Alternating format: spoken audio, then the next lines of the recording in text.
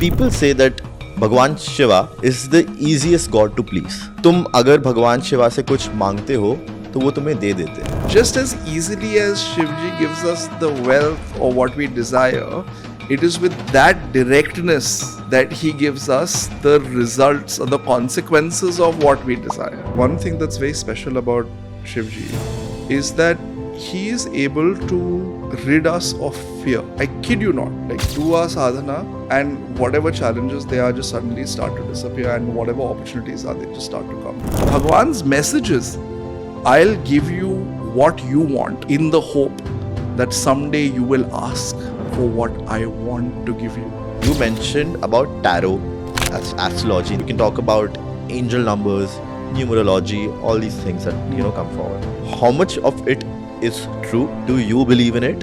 If it's true, has it impacted your life or anyone's life per se in any particular way, or given them an indication rather?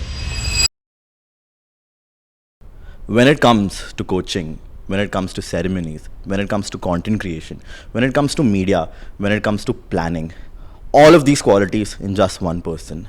The person I am talking about is Mr. Om Dhumatkar, an ex-banker and right now a mentor to a lot of people, including people like me.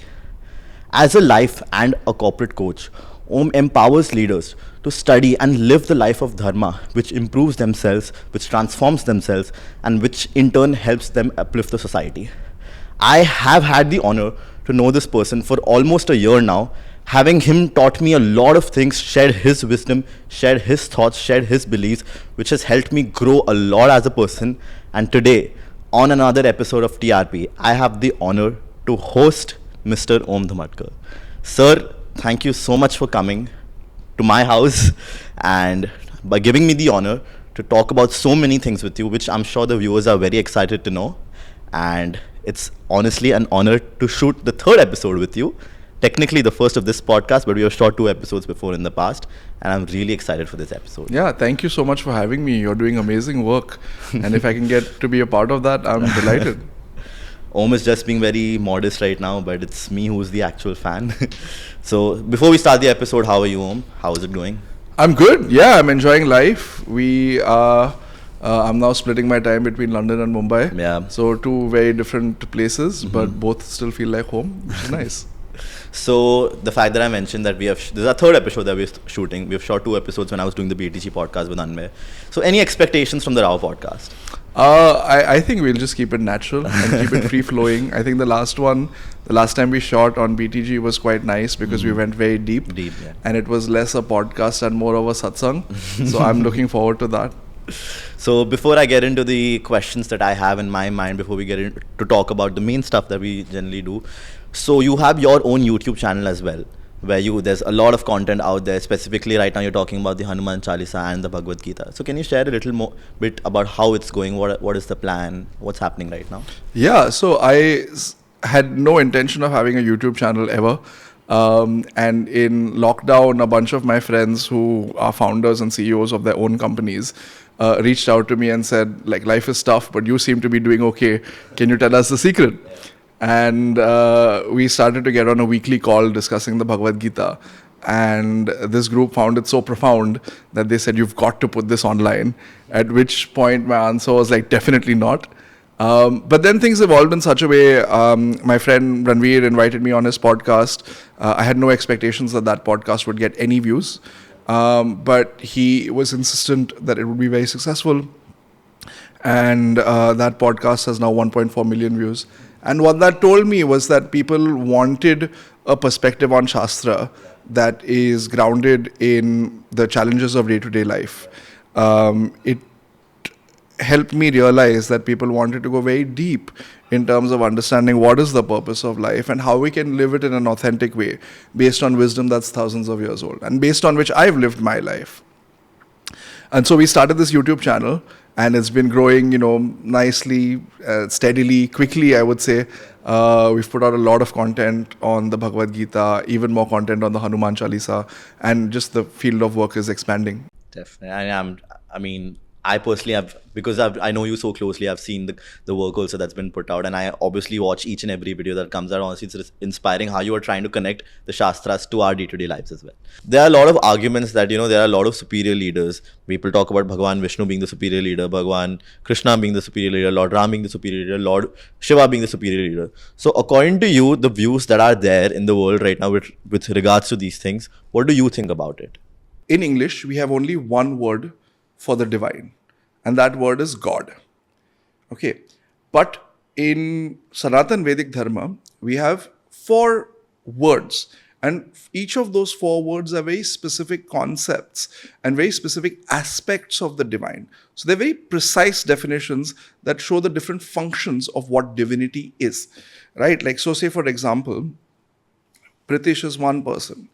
But in this context, Pritish is the podcaster. In the office context, Pritish is an associate. In a family function, Pritish is the son of whoever. So in the same way, divinity exhibits different aspects in different situations, right? The first word that we use to describe the divine is called Brahman. And the Vedas primarily focus on this aspect of the divine. So if you look at the Upanishads, they describe divinity, Brahman, as unmanifest, beyond any manifestation, that exists without the need to exist, that is formless, what we would call nirgun. But for us, where we are today, it's very difficult to engage with that formless aspect of the divine. So Brahman manifests as Paramatma. What is Paramatma? Paramatma means that each one of us, we consider ourselves as this body and this person, this mind and intellect. We consider ourselves to be Pritish, Om, whoever else, Virat Kohli, right? But each one of us has an aspect of divinity in our heart. That is the thing that gives us life. And that's what we call the Jivatma. The Jivatma is connected to the Paramatma. So the individual fragment of divinity is connected to the total divinity. And that connection is what we describe as Paramatma. The third one then, off of the back of that, is for many of us, again, that would be quite difficult to conceive of a inconceivable divinity in our heart. Right. So Bhagwan takes the form that is directly engageable to us. Right. And that's where we get to Shivji, Vishnuji, Ganeshji, Devi Ma, Kaumar and Surya Bhagwan. So these are the different manifestations that Bhagwan himself takes. Yeah, and the word Bhagwan itself is all attractive. So if you've got money, if you've got dhan, you will say you've got dhanvan. But if you have got this all attractive capability, which is called Bhag, that's why we call Bhagwan. Yeah. So that is Bhagwan. And then the fourth one is Ishvara. So all of us are born and connected to each other and enjoy our circumstances of life as a result of our karmas. So Ishvara's job is almost like the architect of the entire universe, who architects the universe in such a way that all of us can express our karmas. Right. Okay. Right. So this is the broad framework of divinity within Hinduism. Now what happens is, when we get to the level of Bhagwan, there is such a variety of mindsets and capabilities amongst all of us, right? That Bhagwan takes very different forms, or a very different aspect, a different form of Bhagwan will engage us, will appeal to us, depending on who we are and where in life we are. Right. For some people, it might be Bhagwan Sri Ram. For some people, it might be Bhagwan Sri Krishna. Then even for Bhagwan Sri Krishna, it might be some will love Laddu Gopal. Right. Yeah, some people would love Venu Gopal. Correct. Some people would love Radha Krishna. Correct. Some people would love, Krishna as Yogacharya, is giving the message of the Gita. Some people would love Krishna as Dwarkadish, the king. So even with the same deity, different devotees connect with different aspects of that deity. Now, what happens is, once we connect with a deity, we need some framework to understand why is this deity great and what is the message of this deity, without going into their philosophical message, because philosophy is difficult for us to grasp. So we learn that same philosophy through their pastimes, through what they have engaged in and how they have taught people. Sometimes it's also the stories of how they have killed certain asuras, right? And those stories are contained in texts known as Puranas.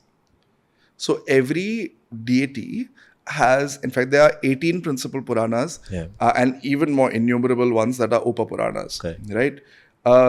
But in every deity's Purana, that deity is regarded as the supreme. So in Ganesh Puran, Ganesh is regarded as supreme. Shiv Puran, Shivji is regarded as supreme. Devi Bhagvatam, Devi is regarded as supreme, and so on and so forth. So similarly, in Vishnu Puran, in Garud Puran, in Srimad Bhagvatam, Vishnuji is regarded as supreme. Now, what is interesting about the Srimad Bhagvatam is that we have there are several volumes, of which the 10th volume, which speaks of Bhagwan Shri Krishna, is the most extensive. And it goes into a lot of detail. Yeah. And in the Bhagavatam, that's why people assume that it's about Shri Krishna. Yeah. And in the Bhagavatam, it will always connect to Brahman. It will always connect to that aspect of divinity which is absolute, which is beyond manifestation, which is beyond time, space, conditioning, which is beyond a visual identity, right? And say that this deity is the supreme manifest. So for Ram, even there are movements which see Ramji as the supreme truth. Right. Yeah, and they will say everything is a manifestation of Bhagwan Shiva. So and similarly, there will be those who see Bhagwan Shri Krishna as the supreme truth. I think the trouble is when we get too entangled in like who came first, who was greater. We have to realize that we have completely personalized roadmaps to spiritual growth in the form of our deities. Right. And instead of walking those roadmaps, we are just arguing with each other. And that is very self-defeating. Right. So for example, in the Shiv Puran, there are chapters that speak about how Bhagwan Shri Krishna went to Kailasa to meditate. Okay. In the Ramayana, there are chapters that describe, in the Ramcharitmanas, that describe how Shivji came down to earth to get darshan of Bhagwan Shri Ram. Oh.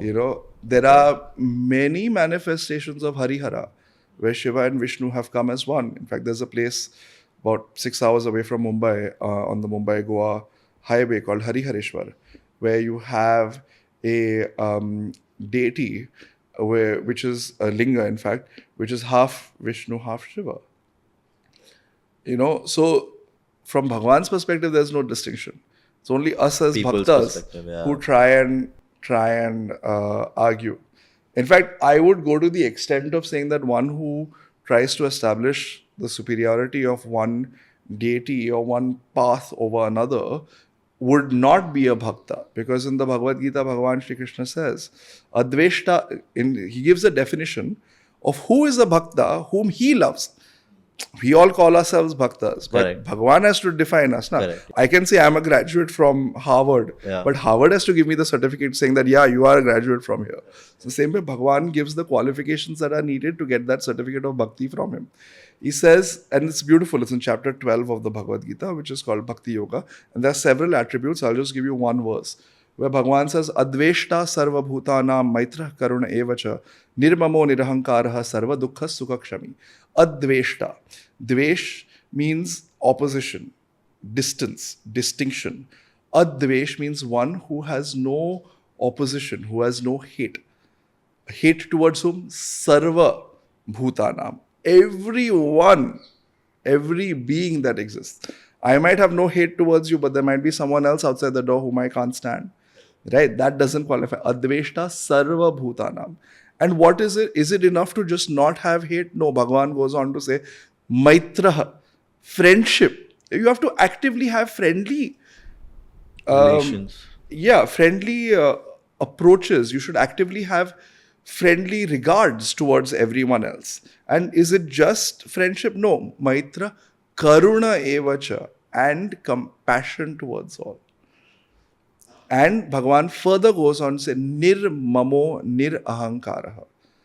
Without ego, without a sense of I-ness and my-ness, and this is my path, this is my community, this is my sampradaya. Without that, nirmamo, nirahankara, without ahankar, without mamatva. Nirmamo nirahankara, sarva dukkha sukha kshami. One who is forgiving in all good times, when it is easy to forgive. It's easy to forgive. Everything is, I forgive that person, I'm in so No problem, yeah. But one who also forgives in sadness. Who doesn't blame someone, usne wo kiya na, that's why I'm in this condition today.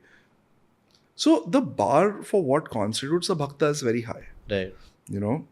So we should not get too entangled in these distinctions and these arguments, because it doesn't serve anyone. And actually, it actively holds our own spiritual journey back. Correct. I think that is a really good explanation of what you just spoke about. And considering, all these worldly views are there, and to have an opinion about it is also a really nice thing. And another, worldly view that I want to talk about is people say that Bhagwan Shiva is the easiest God to please. Like, तुम अगर भगवान शिवा से कुछ मांगते हो तो वो तुम्हें दे देते हैं. Like, he doesn't put you through a lot of, let's say, tests or challenges, which probably other gods put their bhakts to, not in a bad way, I'm saying that, but in a good way, because you need to be deserving of something sort of that way. So when people talk about Bhagwan Shiva being the most, kind God who will give you whatever you want in that moment, what are your views on this when such things are spoken about? Is it true or not, firstly? See, Sadashiva, who is the unmanifest, timeless, formless Shiva presence, manifests during the process of creation as everything, but also as Shankara. Okay. And Brahmaji, Vishnuji, and Shivji, Shankara, have very specific purposes in creation. That this whole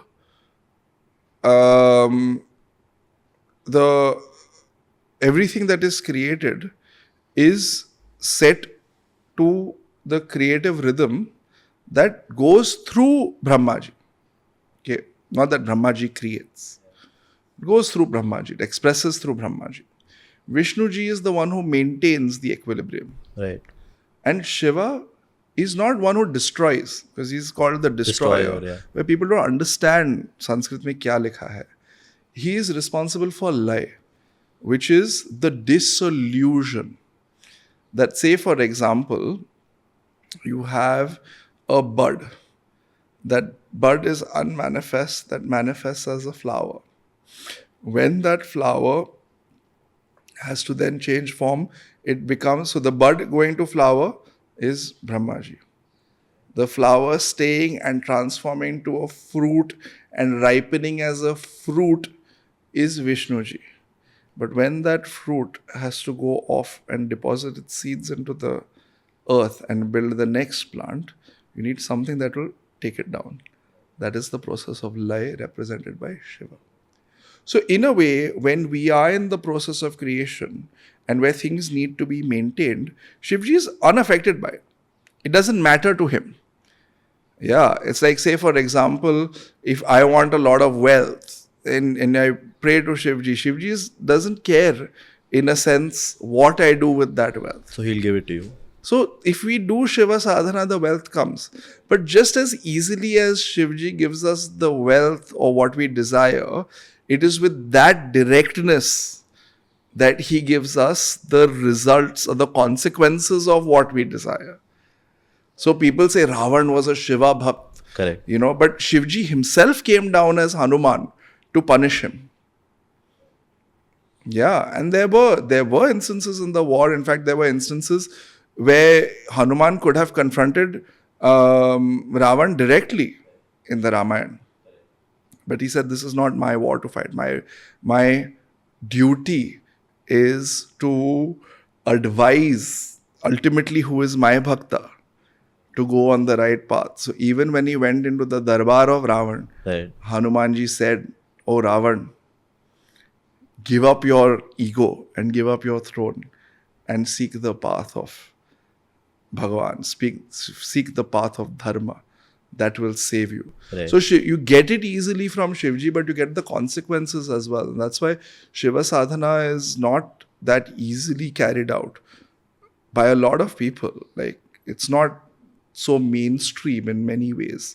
You know, Shiva Sadhana can be very simple, but can also be very complex. It's like engaging directly with pure electricity without any safety or any, what do you call it?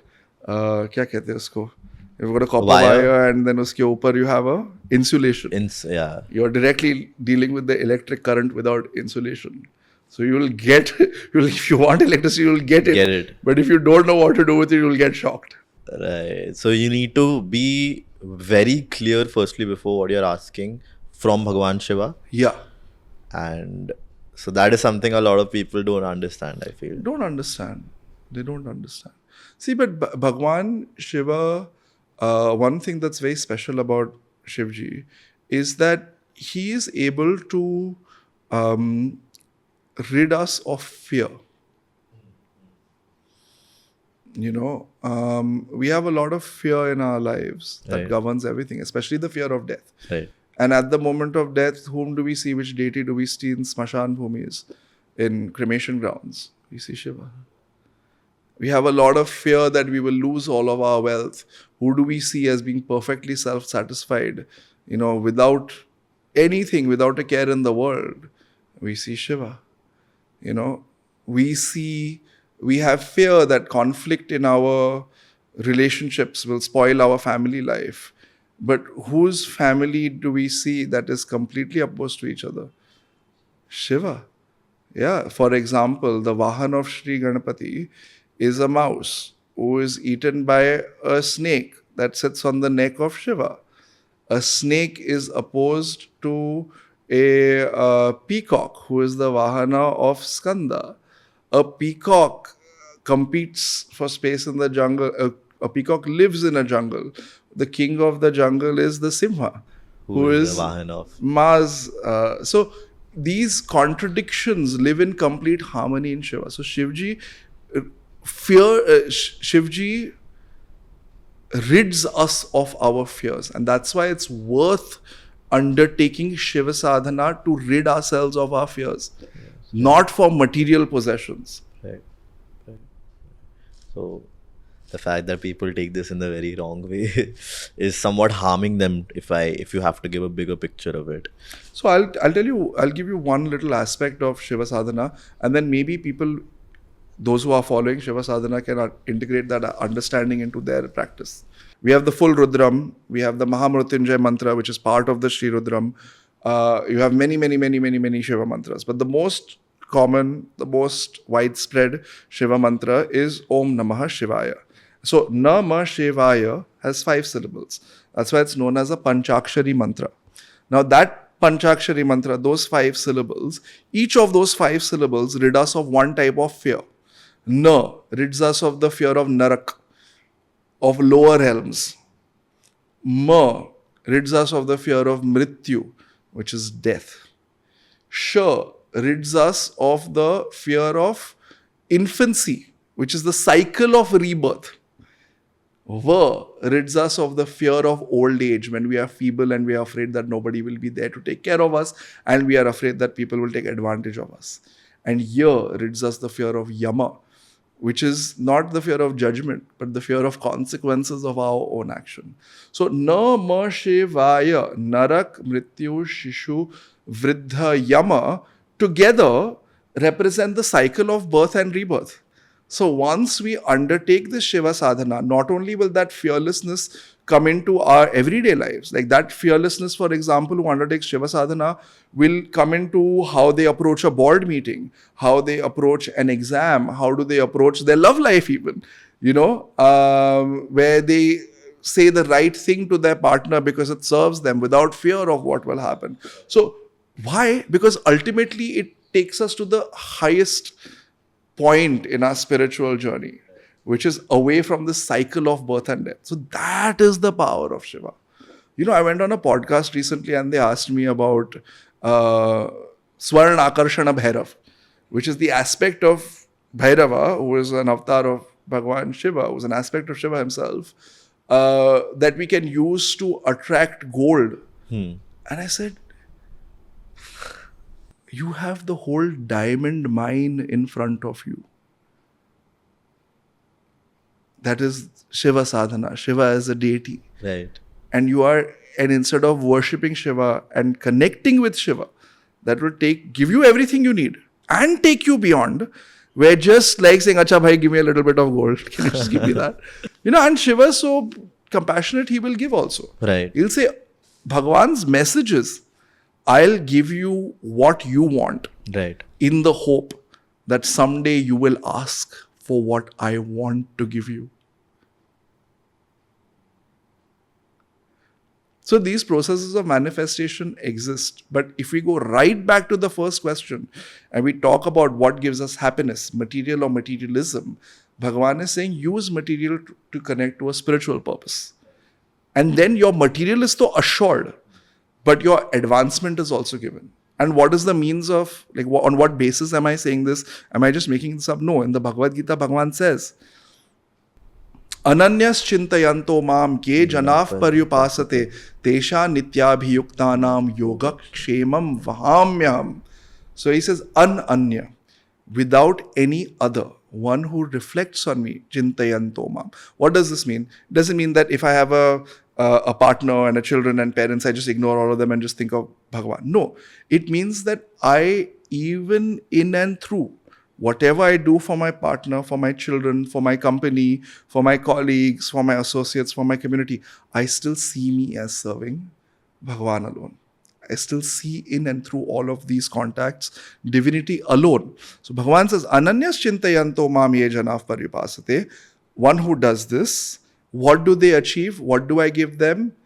Yogaha kshemam vahamyaham. That which they have, I will protect. So we often worry, if I stop thinking of a promotion and start thinking of spirituality, what will happen to my promotion? What will happen to my family? What will happen to all of this wealth that I've created? What will happen to my livelihood? Bhagwan says, you follow a spiritual path, everything that you have will be protected. I will protect what you have, and not only will I take you to the goal. Bhagwan says, Vaham, which is Vahan, which is car or vehicle. Bhagwan says, I will become the vehicle. I will carry you to your goal. So we shouldn't really worry about what happens to our material life. We should pursue a spiritual goal and see how amazingly our material life falls into place.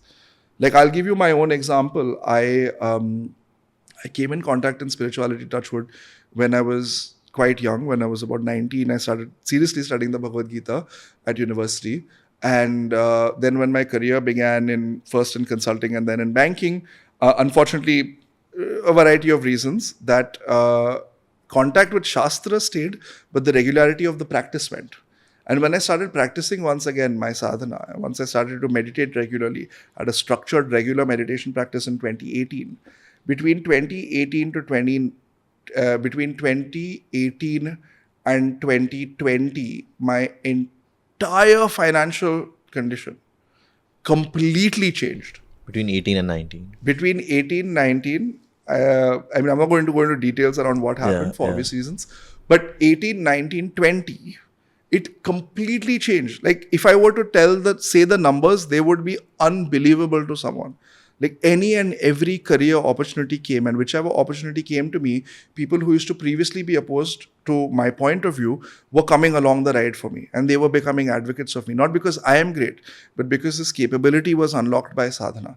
And you know what happened after that? After that, between 2021 and 2023, there were multiple other points of progress in life, including progress in like job title, in job grade, in upgrades in home, launching this YouTube channel and making a success of it. You know, so I would credit any and everything that I have materially achieved, that someone might look on the outside and say it's a material achievement. All of it comes from spirituality. When we talk about, spirituality, most people relate it to someone being religious. Yeah. What is the difference between being spiritual and being religious, if at all there is any difference? So a lot of people say I'm religious and I'm not spiritual. Sorry, the other way around. A lot of people say that I'm spiritual and not religious. Yeah. And I often wonder how one can hold on to the spirit of something whilst rejecting the body in which it is presented. And I think what they say when they say I'm spiritual and not religious is that I don't hold on to that spiritual message in the body of the religion, but I may hold on to it in the body of the practice, or I might hold on to it in the body of the philosophy, or I might hold on to it in the body of another non-religious framework, like tarot or astrology, although astrology is also intrinsically part of the Vedas, so you can't call it that different. So to my mind, what spirituality is an attempt to connect with a version of ourselves that doesn't change based on our phase in life, our bodily conditions, and our temperaments. So even though all of us were an infant once, and we are now grown adults, and we have completely different bodies, and we have very different mindsets, and a lot clearer intellectual convictions, there's something that is unchanging from that infant whose photos we see and the people we see in front of each other today. That thing that is constant and unchanging is the spirit. And to connect with that spirit is spirituality. And so there are multiple modes through which we connect to that spiritual presence within us. The most extensive, to my understanding, mode and method of achieving that is given to us in Sanatan Vedic Dharma. Because what Sanatan Vedic Dharma says is that regardless of who you are, there is a path for you. If you are so meditative that you don't want to do puja, havan, any other practice, there's a path for you. If you can't get yourself to do any spiritual practice, but you're great at cooking, there's a path for you. If you connect with a specific form of a deity, then there is that form of the deity. Those attributes are represented in a deity for you. If you are of an if you are of a predominantly artistic mindset, there are methods and modalities for you. So much so that in Sanatan Vedic Dharma, if you have an addiction to alcohol and can't give it up, there are deities and practices where alcohol is offered. Where it says, tu वैसे भी तो तुम पीने ही वाले हो. Anyway, you are going to drink it. So might as well divinize it and offer. And the unmanifest divine has taken manifestations that accept this also from us. So to my mind, spirituality is becoming the fullest, core, unchanging version of ourselves. And the path to get to that, the modalities to get to that, are the various pathways that are given in Sanatan Vedic Dharma. The moment we say, I am not religious, I sometimes am tempted to ask, well, what do you mean when you say religious? Because oftentimes that when someone says religious, it's a very narrow bylane of a much larger highway. I think what they come from, because I remember having the same conversation with my friend. He told me the same thing, that I'm spiritual, I'm not religious. And I asked him the question, what do you mean by that? He's like, see, I believe there is a power that is guiding us. There is a supreme power. He didn't specifically talk about any god per se or any faith, whatever. So he said, I believe that there is a power, and that power is inside of us. I believe if I, just like you mentioned, if I better myself, that is in turn me being spiritual. But I don't believe in doing havans or going to a mandir or going to a dargah, I church, think wherever. what we do has to intrinsically connect with where we have to go. Right.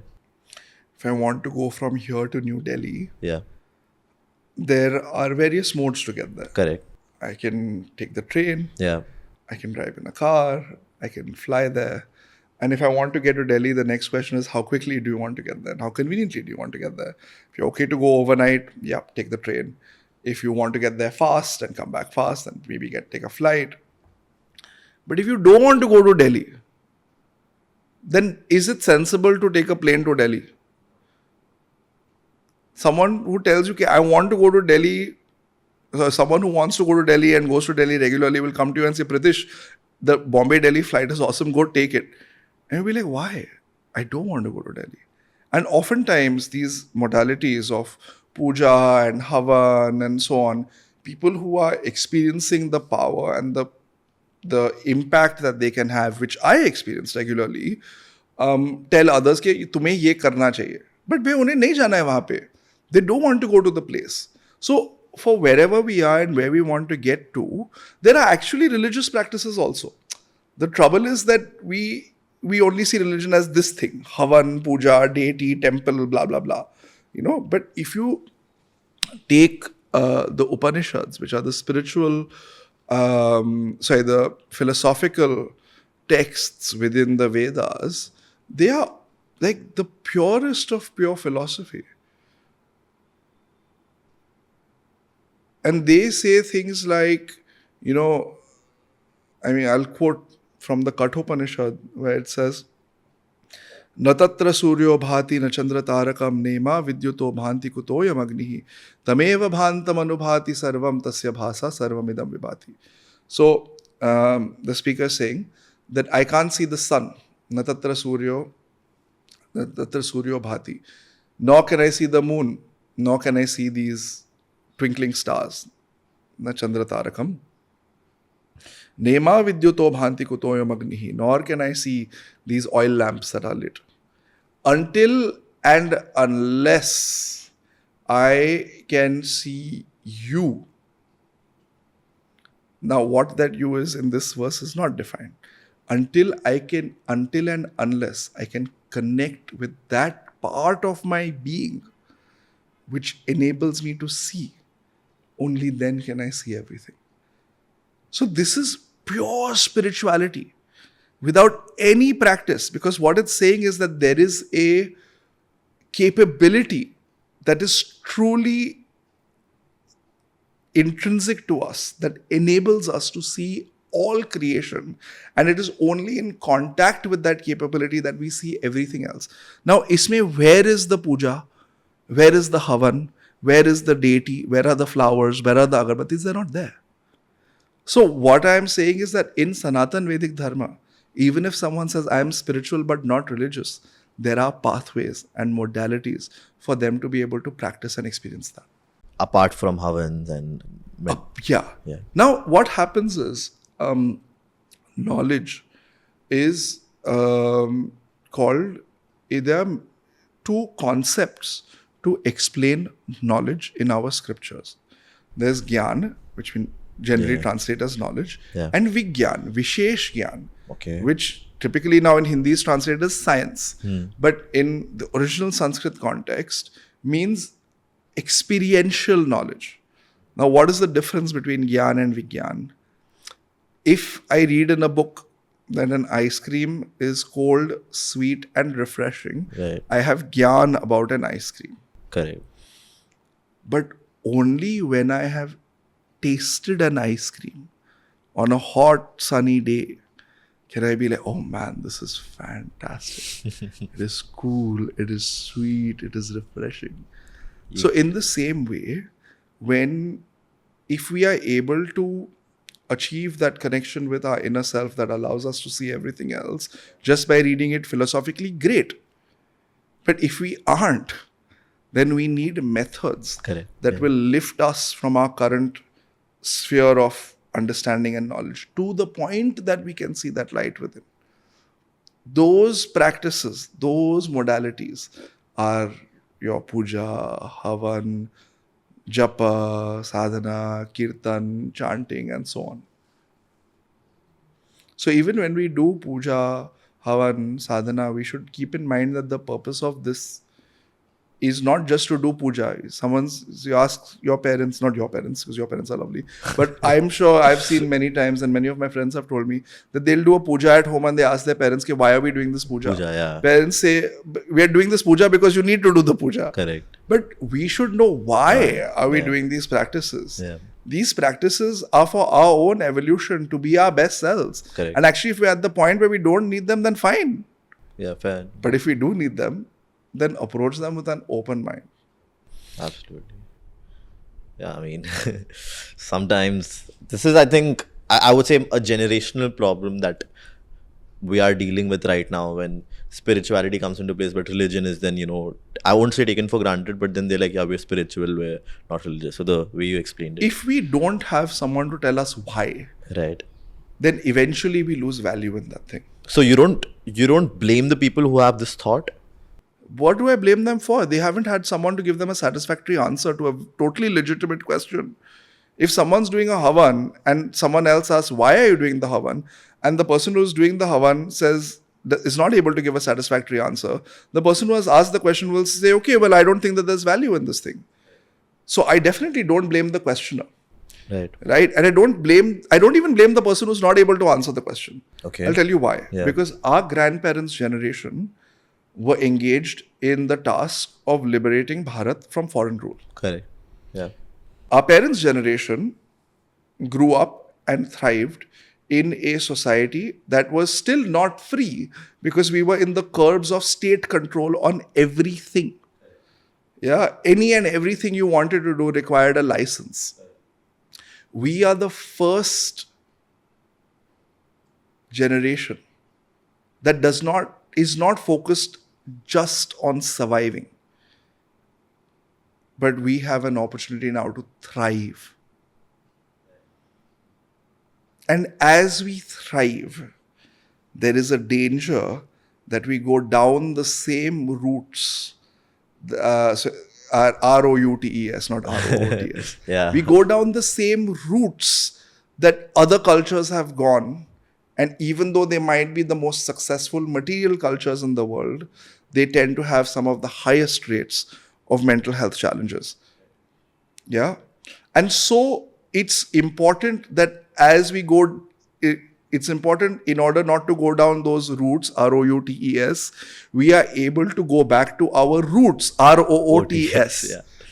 And what those roots tell us is that satisfaction can and should be found within ourselves. And when we find that satisfaction within ourselves, it unleashes such a great deal of dynamism and creativity and capability that we are able to manifest great amounts of wealth and material success with that. And having manifested that, the purpose of that material success is to then create and accelerate the cycles of prosperity for others. Yeah. And I feel like the only reason why there are spiritual YouTube channels, myself included, is because there is a burning demand for this. So people who haven't been able to get satisfactory answers from their parents or from their elders or their communities are now turning to YouTube. And I'm very happy that they are. Because imagine if they had just walked away and said, there's no value to this. Imagine the position we would be in. Correct. Absolutely. So it's great that people are asking, and then young men like you, younger than me certainly, are hosting podcasts where you give me a chance to talk about these things. I'm very blessed and lucky to be here. Likewise. Lucky for you to have you here. But definitely, I personally, whenever I meet you, I tell you that honestly, like, your videos are really, really good. And then the message also that you're trying to give is very evident to, spread the word, which is lacking, like you mentioned. The demand also is great. So hopefully more people connect with people like us and, help the community grow, which in the end is the ultimate goal. But either way, like you mentioned about mantras right now.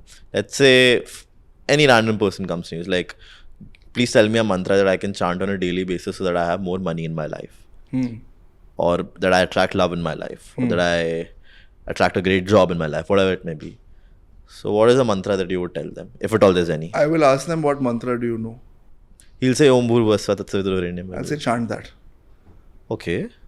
Why? Yeah. Because when we have a goal and we attach sadhana to that goal, what sadhana does is it removes the shortcomings in our own personality that take us away from that goal.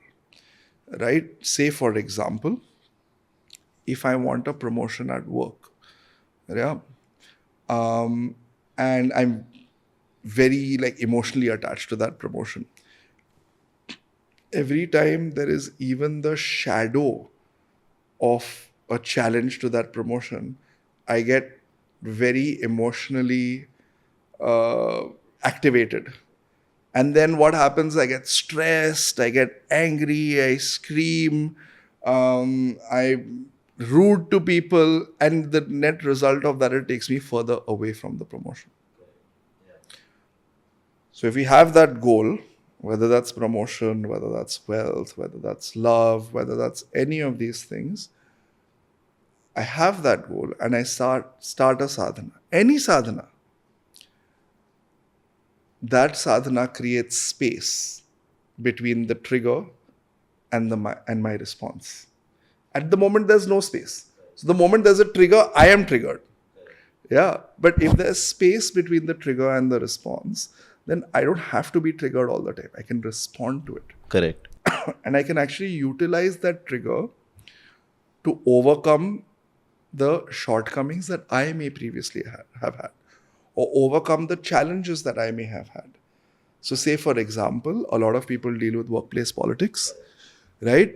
And we all have these characters who seemingly only exist to trouble us, right? What sadhana enables us to do is firstly to see the person not as this villain character in our lives, but as a person who's also having their own challenges and their own pain.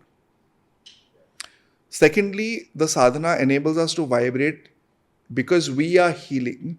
We vibrate with that aura of healing, and that healing that this person might need that's causing them to act out, they also start to receive. And so whereas they might previously have seen you as a threat or an incompetent person, they actually see you for who you are, which is a well-meaning individual. And suddenly this threat or this obstruction or this challenge or this political being that existed in your life gets removed. Or the person turns from a challenge to a advocate and helps get you further on your goal. And I have actually experienced this in life. I kid you not, do a sadhana and whatever challenges they are just suddenly start to disappear, and whatever opportunities are, they start to come. I've had the joy of presenting to, some very well-known, very powerful, very well-connected people. And I've literally, the number one thing that I've relied on, apart from just knowing the content, has been my sadhana. And just before I go into those presentations, I'm not necessarily revising my notes or reading the script in my head. I am chanting my sadhana. I'm chanting my mantra. Okay. Whichever mantra that may be, because what mantra we chant evolves over time. And believe me, the results have been phenomenal in those rooms. Definitely. No, I'm sure. I'm pretty sure, because I got into spirituality right now, not differentiating between being religious and spirituality, but I don't see a distinction, by the way. Right. I don't see a distinction between religion and spirituality. Right. So I would say, closer to God.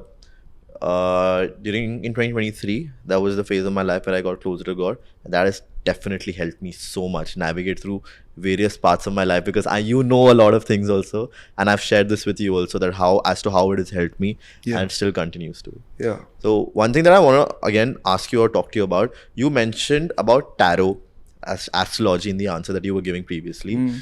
And with that, you can talk about angel numbers, numerology, all these things that come forward. Firstly, how much of it is true? Secondly, do you believe in it? And thirdly, if it's true, has it impacted your life or anyone's life per se in any particular way, or given them an indication rather? Yeah, really good question. I'll just give you the direct answer. Do I think it is true? Yes, I think it's a valid spiritual modality.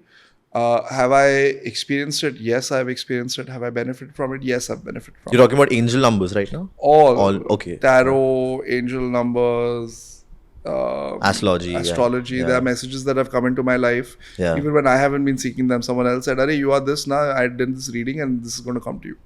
And it Or came. this is what's happened. Just beware of this situation. And suddenly they describe the exact situation that I'm in, and I'm like, "Wow, how did you know?" You know. So, what is the logic behind all of this? Is if we were to consider that the entire manifest universe is a result of our karmas, yeah, both the karmas that have brought us to this point, our actions and deep-seated desires and identities that have brought us to this point, but also the consequences of all of those actions, then what we see is that the manifest universe is constantly being created. So if we understand the whole manifest universe, everything that comes to us is the result of our karmas, and not just what actions we have done in the past, but what our intentions have been, what our identities have been. And so if what is in the present is something that has been that is now a manifestation of something that's happened in the past, then certainly at every moment in the present we're also creating the future, right? And the best way to think of it, especially in today's world, is to think of it as lines of code that are constantly being written, you know. And if we think about the whole universe as being lines of code that have been written in place, then sometimes the universe speaks to us and tells us what those lines of code Really might are. be. Yeah. Or rather, that there are modalities in which we can lift the lid and see what those lines of code might be indicating to us. And that's where all of these modalities like angel numbers and tarot and Jyotish and so on come into play. You know, numerology, all of them come into play, right? But what is the point of this? A lot of people can get really stuck into, well, you know, my tarot reader said that this is not going to happen, so I'm just not going to do it. Do it, yeah. Whereas actually, even if it doesn't happen in this chapter, the act of doing it is a learning opportunity which will get us closer to success in the next chapter. Whereas if we don't do it, what might have been possible in the next chapter doesn't happen, right? So you're unaware only as to what's going correct. on. Yeah. So it's really important when we engage with all of these different modalities to understand that they are indicative, but we still have control of our intent and our efforts, and we should execute those intents and efforts accordingly. And, you know, adding a little more to this might be a little related also. Do you think, like, when we are born and when we die, everything throughout that lifespan, is it written down for us or not? What do you think?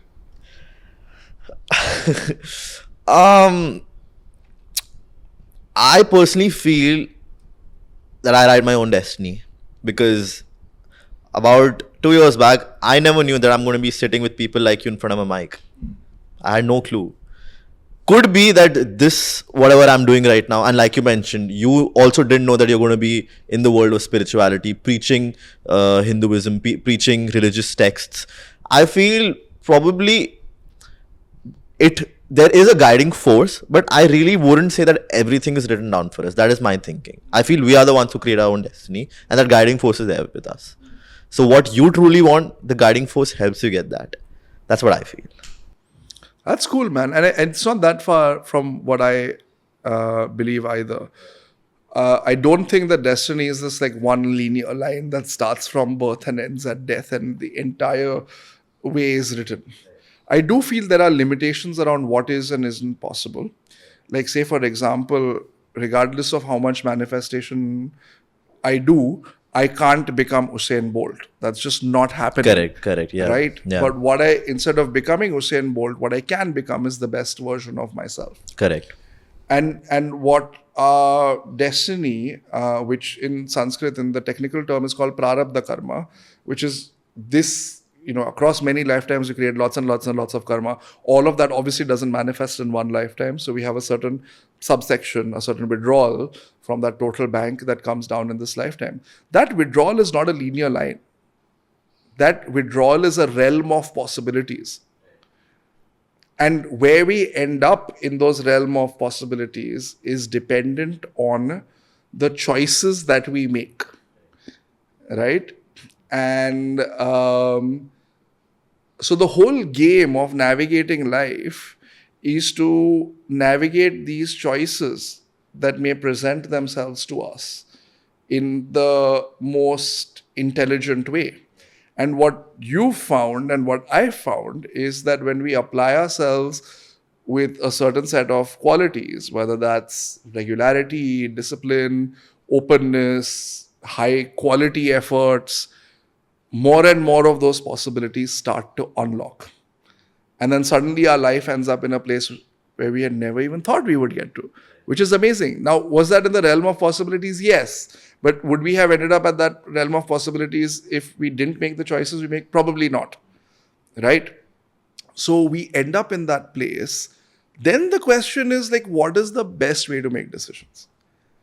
And that's where the guidance of the Shastras serves us really well. Because what the Shastras say is that to make the best decision, make sure that your intent is not the glorification or the satisfaction of your own ego, but for something that is greater. Which brings us back to the point that we started this conversation with, which is act for something greater than ourselves. And that ability to act and dedicate ourselves to something greater is what we call dharma. So you should not trust your intuition per se? I think we should hone our intuition. And the best way to hone, what is our intuition telling us? Our intuition is telling us what is the best thing to do in this situation. Now, if we have a whole bunch of filters on that say, no, but I want this to happen, even if it's not the best thing, I want this to happen, my ego is satisfied by this, through this I will get that, blah, blah, blah, then are we in a position to make the best decision? No. So if we want to really fine-tune our intuition to something that is truly the best thing to happen, then we have to work to take out all of those filters. And those filters might not just be in our own minds. Yes, of course, there's a lot of meditation that helps us release those filters. And that's what I mean between creating distance between trigger and response. But they might also be like a lot of people talking into our lives. Ye kar, ye mat kar, aise kar, vaise kar. Or toxic bosses or toxic situations, partners who don't want you to progress. And what a spiritual journey enables us to do is to navigate, not to get rid of those people. Navigate how to get through it. Navigate the path. Navigate the path to be able to get through it. The fact that you spoke about, toxic bosses and partners, and that I'm trying to relate that to sort of like a relationship issue that each person faces in their lives. So when we talk about relationships, I feel heartbreak sometimes is a part and parcel of it. Yeah. So when considering a person goes through a heartbreak, could be, a heartbreak with your partner, your best friend leaving you, your parents leaving you, someone's death, your tussle with, not a tussle I would say, but a fight per se with your boss, you get fired. So is that the repercussion that we face because of our karma, or is it something else? I think every situation that comes to us in our life is there to teach us something. And a lot of people, let's just take one example. Let's take breakups. Yeah. Right? People say breakups are not, like, relationships are not spiritual. We should look to renounce everything and, shave our heads and go live in monasteries. That's the pinnacle of spirituality. But if in our heart we want to be in a relationship, we're in an ashram, what's going to happen there? Are we going to be able to focus? No. So what spirituality truly is to live our karmas, to live our triggers in the right way.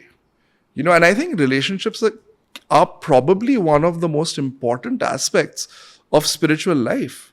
Because a romantic partner knows you in an intimate way that nobody else will. Yeah, absolutely. And Therefore, having the right romantic partner, having a conducive relationship can actually make or break our spiritual journey. And I think like a lot of the spiritual world like a lot of conversations that I have with people tend to be really grounded in like the reality of day-to-day life. And the reality of day-to-day life is that breakups are really tough. Definitely. They are really tough. Like it's almost like a bereavement. Right. Like you lose someone in your life. It's Correct. almost like that when a breakup Absolutely. happens. And not only do you lose that person, but you lose the possibility of what your life could have been. Yeah. Or what you had imagined your life would be. Definitely. And that's hugely painful. Yeah. Why should we treat it as a non-spiritual thing? So why do you think, let's say, Bhagwan per se would want us to go something through that, where we are questioning? Some people go to an extent where they probably are on the verge of committing suicide. Yeah. So why do you think God would put us through that? Because we need to learn that no matter how bad things get on the outside, we can still get to the other side. Every one of these experiences is a learning opportunity. And it's very interesting because if you're talking about breakups and toxic relationships, there's those of us, there's people who have repeated patterns in their relationships.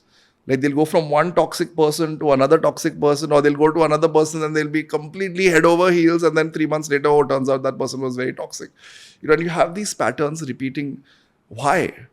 Because what we needed to learn from one experience, we haven't learned. So it's now come back in another person.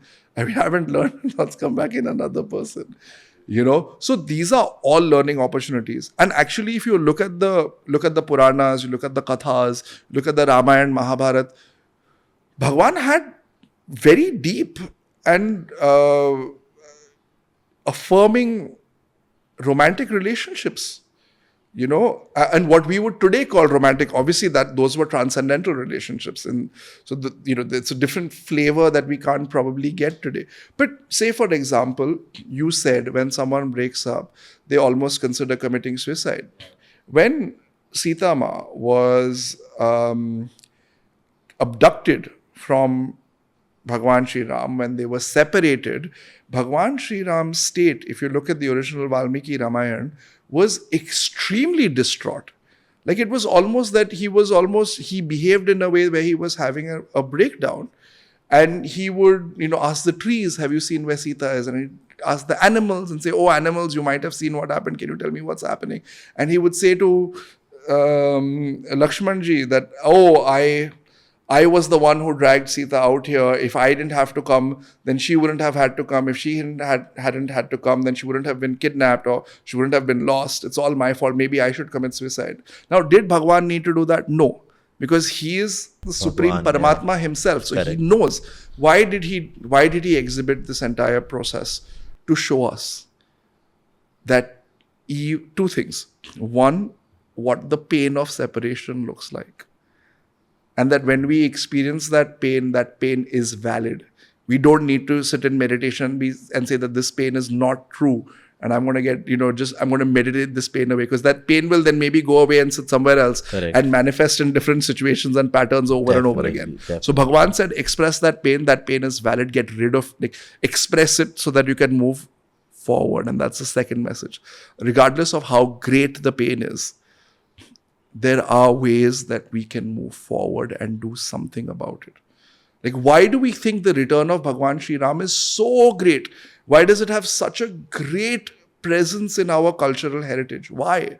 Because when Bhagwan Sri Ram lost the throne, there was still some indication that 14 years later he'll get it back. But when he lost Sita Ma, there was no clarity that he would get her back. There was no clarity that he would see her again. And rather than being it was very easy as a king, he could have gone back and claimed the throne and got 50 other wives.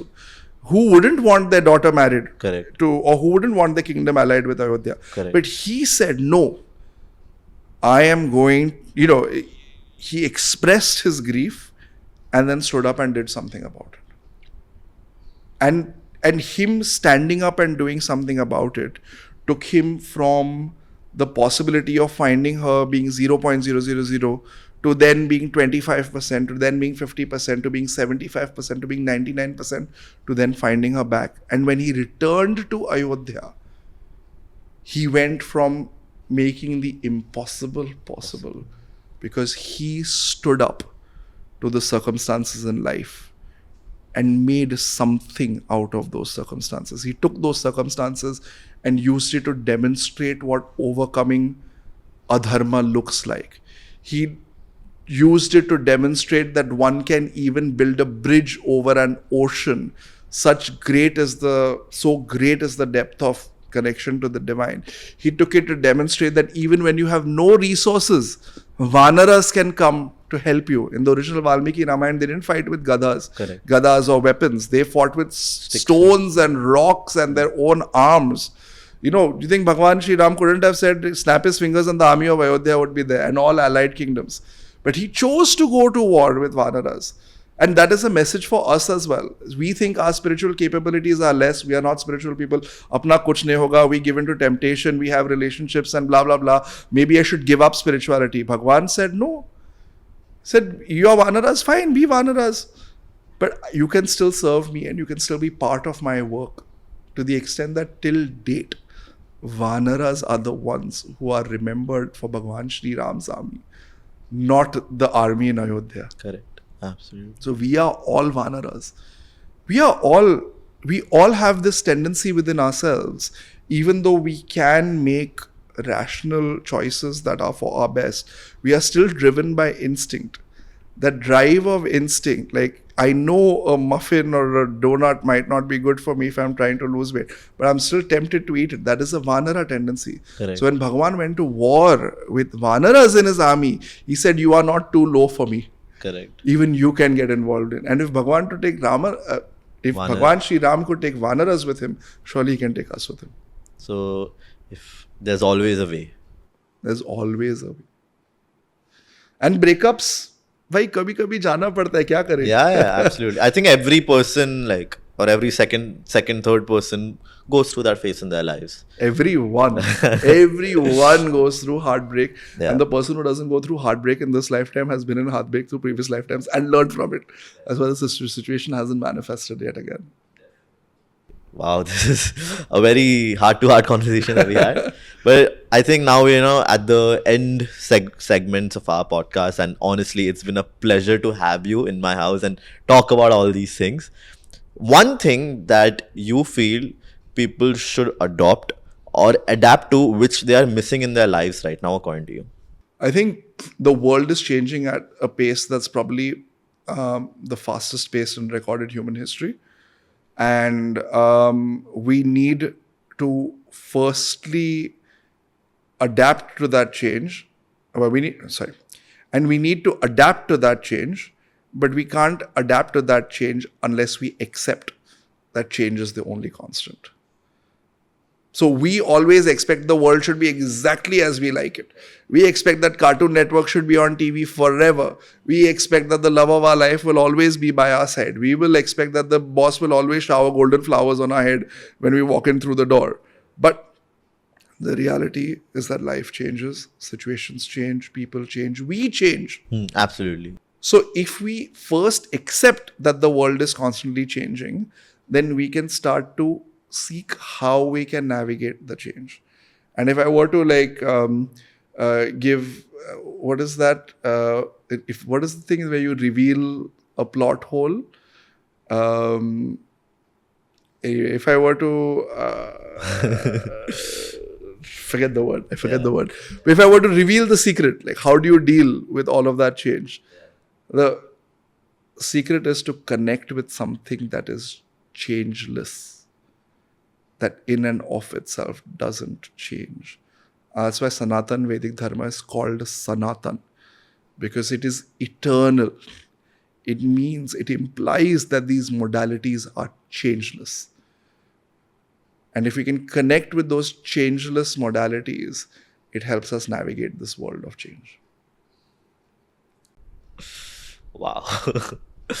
Honestly, like every single time when we sit and we talk about all these things, especially on an episode, I am just, thinking about so many things in my mind with each and every word that you tell me. And then I try to, relate it to myself firstly, and then the knowledge also, like I mentioned at the start of the episode. Om has given me so much knowledge over the course of me knowing him knowing me, that it's just wow every single time.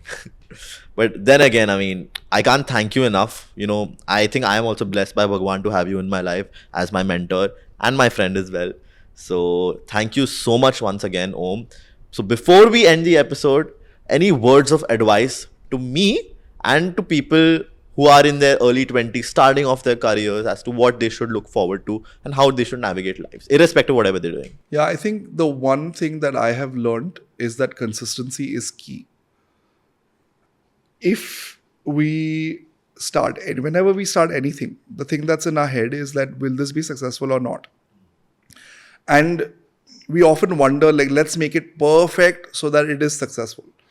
But the reality is, we only find out what perfection is through repetition. Correct. Absolutely. And so we have to be very, very consistent with what we do so that we can get more iterations, and every iteration teaches us something. And when we learn fast and rapidly, we succeed. So consistency is absolutely key. It doesn't matter how much you deadlift in the gym. It doesn't matter if you go once a month and deadlift like 150 kilos. If you go and deadlift 75 kilos, 4 times a week, you will be further along on your fitness journey than if you go once in a while. So the same thing in life, the same thing in spirituality. Wow. Again, like I said, wow. So thank you so much, Om, for taking out time, for coming and for talking, and, for giving me that amount, new knowledge, I would say. And we can't wait to shoot another episode with you very soon, hopefully. And thank you once again, and I hope you have a great day. Thank you so much, Pritish. I love this podcast. I love what you've created, and clearly it's getting a lot of traction and making a lot of waves. So may this continue, and thank you for having me on the early stages of what I think is a very long journey. Thank you so much. Thank you.